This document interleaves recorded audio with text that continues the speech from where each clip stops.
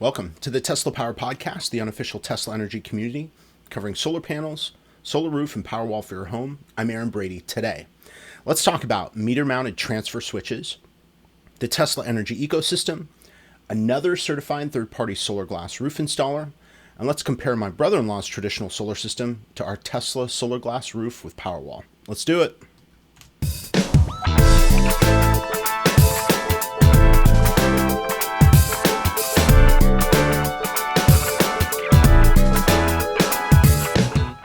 So we'll start the pod with questions and comments. If you have something interesting to share, leave a comment below.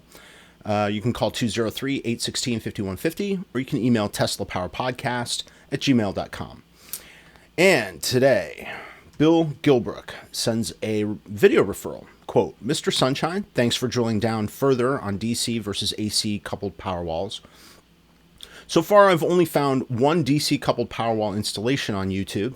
Paul Edgeman in Seattle installed 12 panels plus one Powerwall system 2 months ago. His short video is worth seeing. Hopefully Powerwall Plus videos start showing up on YouTube. I'm in final design stage with Tesla for 12 panels with 2 Powerwall systems. Looking forward to being dazzled daily with Tesla app's self-powered screen. End quote. Bill, that was a pretty interesting video, and thank you for pointing it out. Let me pull up where I saw that video here. Yeah.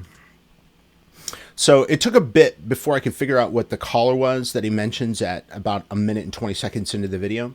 But after a bit of sleuthing, I found something called a meter-mounted transfer switch. Let me see if I can pull that up. Yeah, I found a copy of it here on HomeDepot.com. You can see they cost about $650. Well, you can't get them, but you can order them because they're out of stock. But you can see in this fancy photo that gives you a better idea of what's going on here. Now, Paul notes in the video that their utility isn't jazzed about this and that it's delaying his permission to operate, also known as PTO. Now, there's a bit of uncertainty for this installation, whether this meter-mounted transfer switch might be ditched and instead the gateway could go in between the main shutoff switch and the meter. So let's take a look at what I have. If we go full screen, this is what I have on the side of my house. You can see that it's set up how Paul describes. Well, the way he describes he wants his system to be configured. So the gateway is between the meter and the main cutoff switch. It's a little hard to tell in this photo because the meter's in the middle, but you can see that the power comes out of the house down here where this putty bit is and into the main shutoff switch. You then see the cable from the main shutoff switch loop below in this little U right here over into the gateway. Then you see the junction right here from the gateway into the meter. Now, you can see the internals of the gateway in another bit I've got here.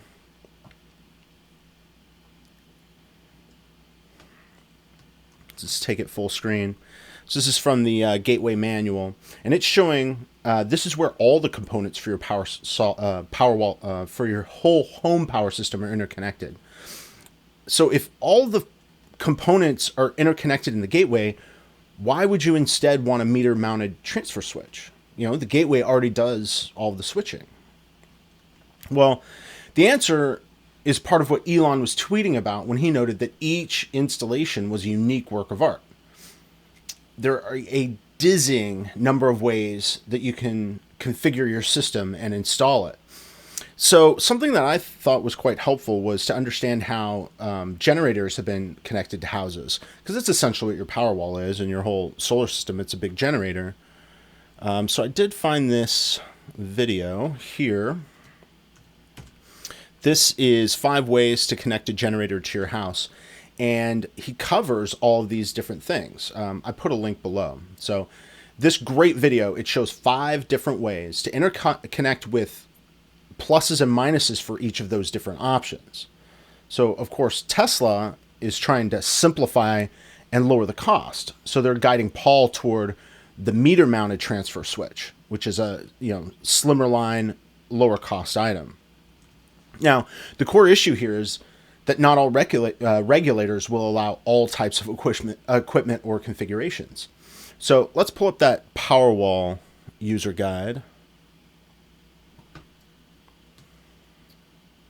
Take it full screen. So this is the Powerwall Plus manual, and you can see that both installation options are outlined right here at the top, right here at the beginning of the manual. So why would one configuration be preferred over the other? Why do they list them both in the manual? But just to be clear about it, you can see here is the solar bit. You have your Powerwall Plus going into your load center, and then your meter, and then the grid. Alternatively, you could have your solar system with the Powerwall Plus into the load center, and then backup gateway, and then to the meter. If both of these serve the same purpose, then what's the difference? And you can bet that price is certainly one huge factor, right? The meter-mounted transfer switch is very simple. It only does two things. It either is grid or is not grid. But the gateway is more complicated. It allows for more than two states of interconnection when you might have any combination of connections amongst your three power sources. Your grid, your solar, and your battery. Now, for Paul's specific case, I'm sure Tesla doesn't want to reinstall equipment. I mean, they already put this, meter-mounted power transfer switch in there. But I would even wonder if it's a calculated risk on Tesla's part to try to get the equipment approved by exception. I mean, changing regulations can take forever, but utilities and municipalities are not known for their flexibility either. So honestly, I think Paul is right to push Tesla to install the equipment that the utility will already approve. I mean, otherwise, his installation is going to be stuck in regulatory purgatory until Tesla capitulates. But there's nothing wrong with trying to simplify the system, but I mean, just Tesla's got to recognize that it's not going to be given exceptions ad hoc. Following regulations as they're currently written, it's the only way to streamline the approval and get the customers across the PTO finish line. So thank you, Paul, for posting the video. If you haven't seen it, go check it out. I have a link below. And thank you, Bill, for bringing it to our attention. Now, let's get newsy.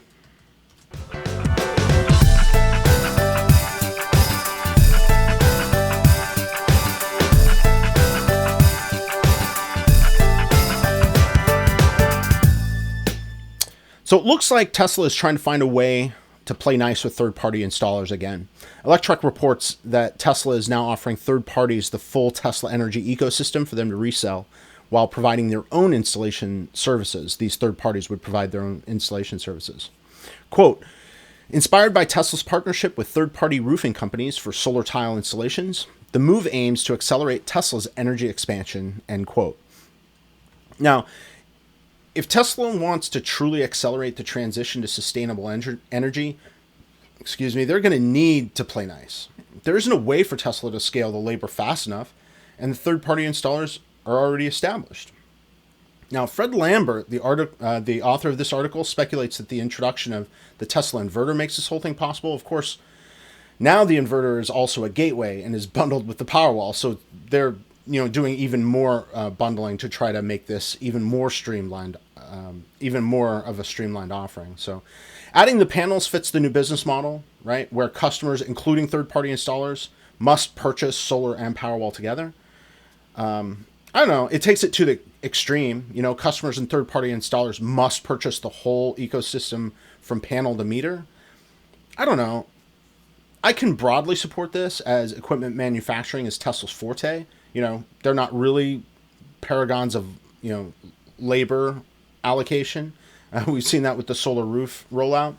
And it's going to be better for them as a route to market, or more appropriately, probably it's a better route to both profitability for the Tesla residential energy community and for accelerating the adoption of residential solar more widely.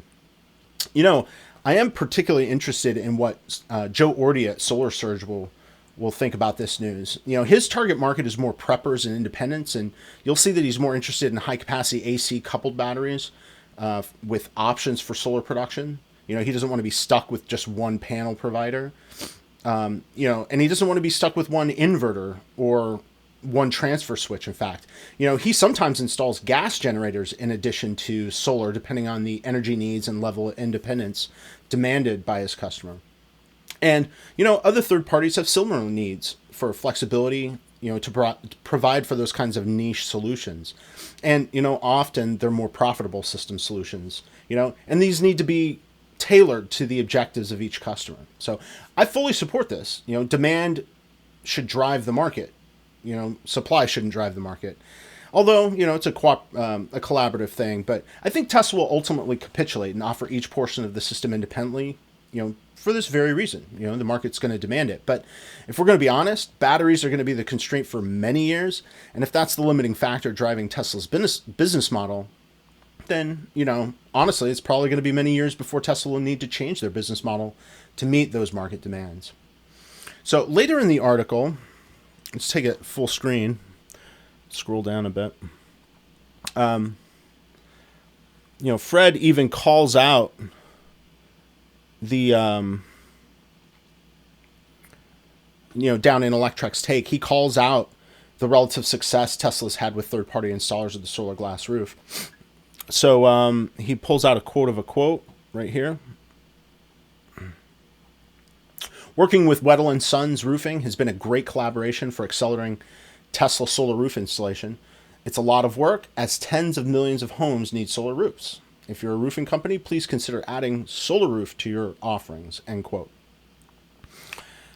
Now, it's, as I'd mentioned in a previous podcast, these third-party installers not only seem to be doing better with the installation process for the solar roof, but they're also fabulous resources of information on YouTube. So from my perspective, this is a welcome change in attitude and perspective from Tesla. It's not going to get the candles and mood lighting just right yet. There's still going to be scorned third parties from the no battery for you saga. And, some installers won't be willing to work with the constraints of the Tesla ecosystem as a whole, or won't be able to work within the ecosystem to meet the market's demands. But the market's huge, and this full ecosystem has the potential to streamline the sales and installation process, honestly, not just for Tesla, where they're providing installation services, and not just for third parties that might be providing the installation services where Tesla isn't, but also for the end users who aren't technically savvy and have modest objectives that can be met and honestly probably far exceeded by the Tesla ecosystem. Let's get to the next story.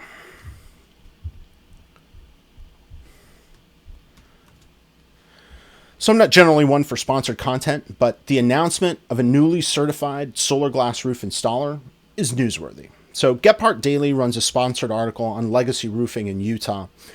It's not much about the Solarglass Roof, but they do show some really nice pictures. If I scroll down a little bit, some of them are taken directly from the Tesla website anyway. But they also rattle off this following description, quote, so how about solar roofing? How about solar roofing systems? Well, Josh and his team are highly trained experts in that particular field and honored to be recognized as certified Tesla solar roof installers, end quote. And that's all they say about it.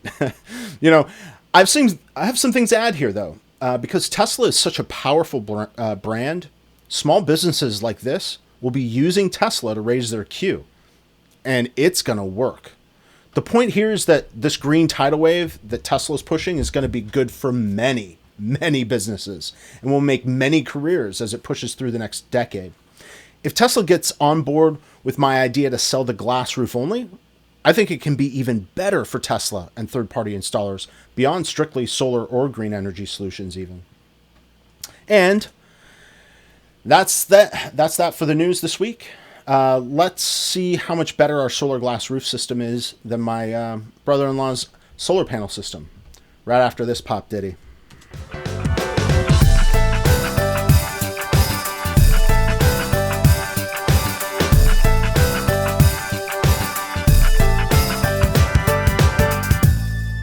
So the only thing I care about in this life is being slightly better than my brother-in-law.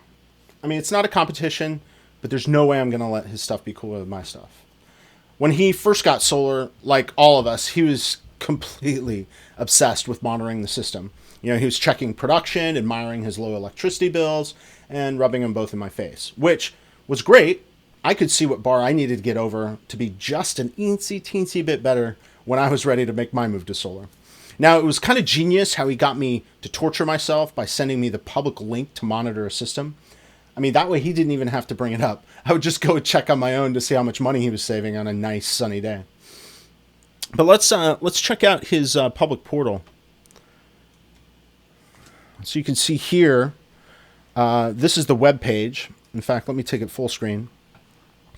I wouldn't say it's particularly pretty, and it's definitely not user-friendly, but it does get the point across. At the very top, you can see his address, and we can see his theoretical peak capacity, his peak power output. It never reaches that peak power output, of course, but it gives you an idea of the size of his system. And then below that are some current day, month, and lifetime stats, and these will always persist. You can see he's made almost 55 megawatt hours over the life of the system. That's power plant. You know, it's pretty impressive.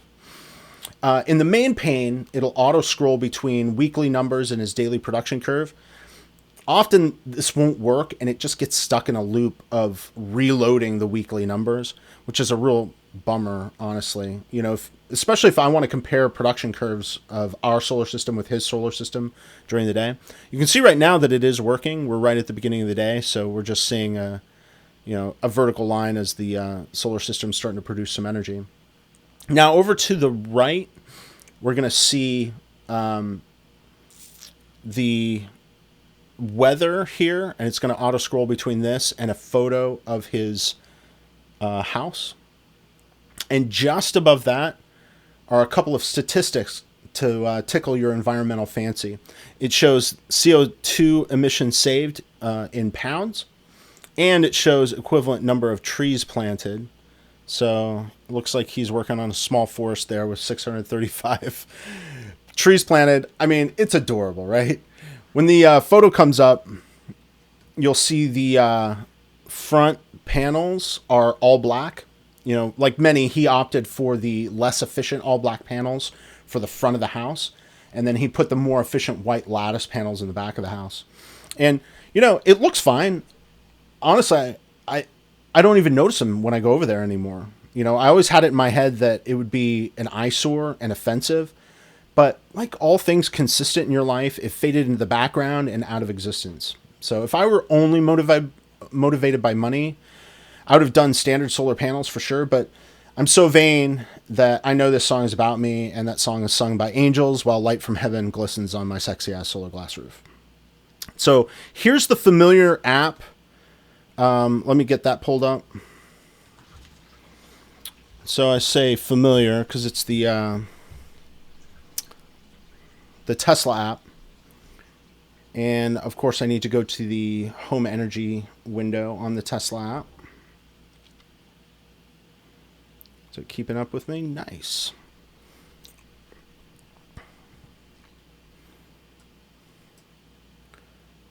So what is the main drawback when you compare, the Tesla app to the, the information that my brother-in-law gets with his SolarEdge piece? And it's that there's no public portal, I guess I don't get the environmental affirmations of CO2 saved in equivalent tree savings or trees planted. So I guess there's that too. But otherwise, I'd say it's superior in every way, right? I'm able to control the way I view detail, and it's got this pretty animation. If I go into PowerFlow, I can get lost in that, if I'm not careful. And I'm even able to export the data if I want to turn it up to 11 and Tableau some charts up or something like that. I'd shown you guys earlier. But just like my brother-in-law's solar panels, it fades into oblivion after a while too. What doesn't fade, though, is the financial benefit.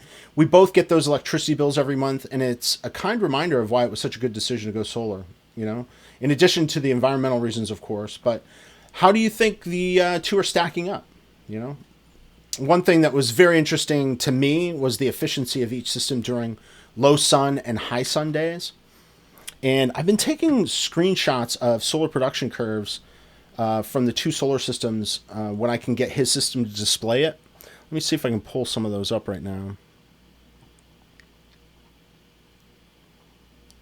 And because we're so close,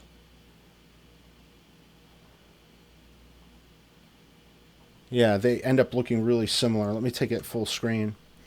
So here's a screenshot of his production curve, and then our production curve right after that. You'll see that the production curves track very closely since both houses are, they're less than 1/8 of a mile away from each other. Here's a couple more. It's got that nice loaf look, if you've ever been to Rio de Janeiro. But look at that. Very, very similar. There's a couple more. Very, very similar curves. And what I'd noticed in early comparisons was that our Solarglass Roof would outproduce his panels in low sun. But this, his panels would outproduce our Solarglass Roof in high sun. At first, I thought, that difference would be because, his system is larger and has more peak capacity, but that's not true. You saw that his peak capacity is only 12.5 and ours is 13.5. So his system's smaller by about 1 kilowatt. We have, it could be, I don't know. It could be a factor of solar cell orientation, right? That would only be true though if the differential were time dependent. So if we were producing more in the morning and less in the evening, but it's not even that. So you can see in the curves, if I go to some later curves, where there's way less production, like this production day right here, you can see he made 35 kilowatt hours and we made 39 for that day. See if we can find another low production day. Yeah, so this was only 14 and we were at 15.8. But if we look at these high production days, he made 80 kilowatts. You can see it up here in the upper left. And we made a lower 77 kilowatts. So what appears to be happening, I don't know, there's something about maybe the micro louver structure in the solar glass tiles that's more efficient in low sun. I don't know. It's as if the tiles were able to focus the light to boost generation in that kind of instance. But then it works both ways, right? So it's able to boost in low light, but then the micro louvers appear to block some of the light, making high sun days less efficient. So I don't know. It's pure speculation, but I hope to get assistance analyzing these tiles to see if we can figure out what's going on. Alternatively, I guess it could simply be the type of cell used to generate power. Maybe it's got these traits that are innately part of the cell and the production capacity, and it doesn't have anything to do with the aesthetic structure of the glass tile. I don't know. If you have some information on that, I'd be very interested to hear, where I might even look. And if you have some pointers for me, I'll get to work. I'll see what I can find out. So, of course, if we compare daily generation over time, the panels are going to outproduce the far less efficient solar glass tile pretty handily over a year. I would say he's probably going to outproduce us, I don't know, by about 5%. But we've got a long time before we'll be able to make that kind of comparison. So from my perspective, it's a great disappointment. How am I supposed to lord my roof over my brother-in-law if he's saving more money than I am? Well, let's see if maybe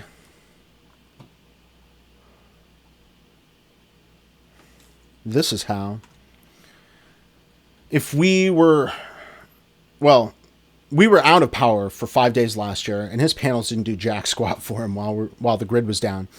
There's nothing like having power when no one else does to restore your lording over status.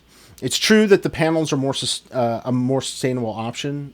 More sensible option financially. But what price would you pay for energy security, right? And of course, since we have the Powerwall with our system, if the grid goes down, we still get to use our solar system to generate power. So I would say, what price are you going to pay for energy security? Well, it turns out it's about thrice the price, but worth it mostly, Yeah, I should be able to get him to join for a pod so we can, discuss it, get into some more detail, talk about our life experiences with it and pluses, minuses, the value and all that kind of stuff. A couple of quick things I do know about the financials of his system, though, that you'll find interesting is he's got a 20-year loan, so he'll be paying on it even after he breaks even. And he has an interconnect fee that'll persist even after the system is fully paid for. So much of for getting rid of his electric bill, right? But that is, really all I wanted to point out about the differences. But let me know, am I slightly superior for getting a sexy electricity lifeboat, or am I a rube for forking out so much more for a less efficient system?